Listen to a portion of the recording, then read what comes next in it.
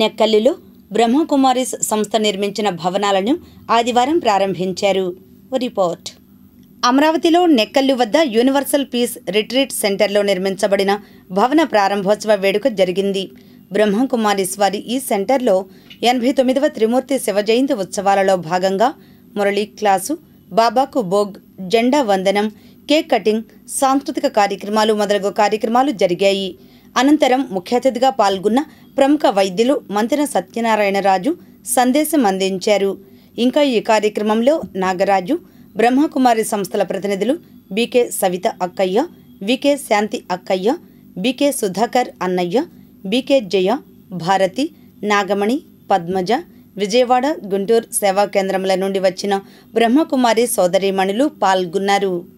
సమాజానికి ఎక్కువ మందికి ఇక్కడ ఆధ్యాత్మిక జ్ఞానం ఇవ్వటానికి ఈ రిట్రీట్ సెంటర్ కొన్ని సంవత్సరాల నుంచి చక్కగా అందుబాటులోకి వచ్చి సేవలు అందిస్తూ ఉంది.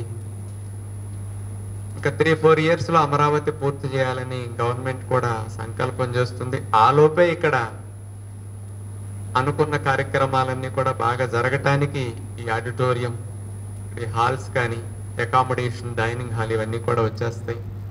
అట్లాగే చంద్రబాబు గారి సహకారంతో ఇక్కడ రావటం జరిగింది. వారి చేతుల మీదకే మళ్ళీ ఇక్కడ ఈ ప్రాంగణం కూడా మళ్ళీ ప్రారంభించడానికి కూడా వారు కూడా వస్తానని చెప్పడం జరిగింది.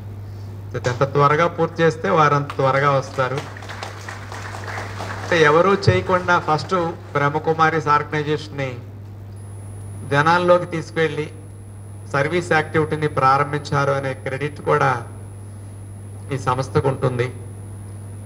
అంచేత అటు బాబా ఆశీస్సులు, అందరి యొక్క సహకారం ఉంటే ఆశించిన విధంగా త్వరగా పూర్తవటానికి ఇది అవకాశం ఉంటుంది. మేము కూడా దగ్గరలో ఉన్నాం కాబట్టి యాక్టివిటీస్ ఇక్కడ స్టార్ట్ అయితే ఇక ఎప్పుడూ కనపడుతూనే ఉంటాం. ఎందుకంటే మీ అందరిలో ఒకటి తప్ప మేమేదో ప్రత్యేకం కాదు ఇక్కడ. అందుకని ఎప్పుడు ఇక్కడ కూర్చోకూడదు, అక్కడే కూర్చోవాలనే కోరిక మాకు.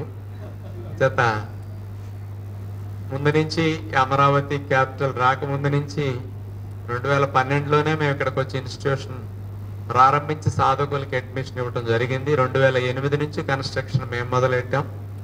2001 నుంచి స్థలం అవి తీసుకుని కృష్ణానదుటిన ప్రకృతి వస్తున్న రావాలని దగ్గర 25 సంవత్సరాలు, 2000 సంవత్సరం అనుకున్నాం. 2001 నుంచి స్థలం తీసుకున్నాం.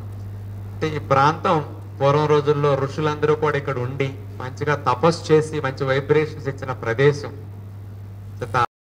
ఓం శాంతి.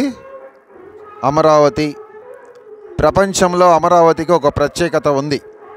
సాక్షాత్ భగవంతుడు పరమశివుడే ఆయన యొక్క 16 కిరణాల్లో ఒక కిరణం పడినటువంటి భూమి ఈ అమరావతి.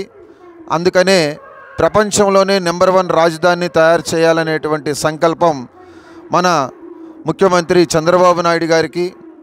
అలాగే ఇట్లాంటి పవిత్రమైన స్థానంలో బ్రహ్మకుమారి స్థానం అనేది కూడా ఉండాలి అని ఆయన మొదటి సంకల్పం. దాని నిమిత్తం మాకు 2018లో 10 ఎకరాలు సైట్ ఇవ్వడం జరిగింది. ఆయన యొక్క విజన్తోనే ఇక్కడ కట్టడాలు కట్టడం జరుగుతుంది. గత 5 సంవత్సరాల నుంచి ఎక్కడ ఆగకుండా నిర్విరామంగా కంప్లీట్ చేసుకోవటానికి ఒక 200 మందికి సరిపడా అకామిడేషను, అలాగే 2000 మంది పట్టేటువంటి ఆడిటోరియం కూడా పూర్తి చేస్తున్నాం.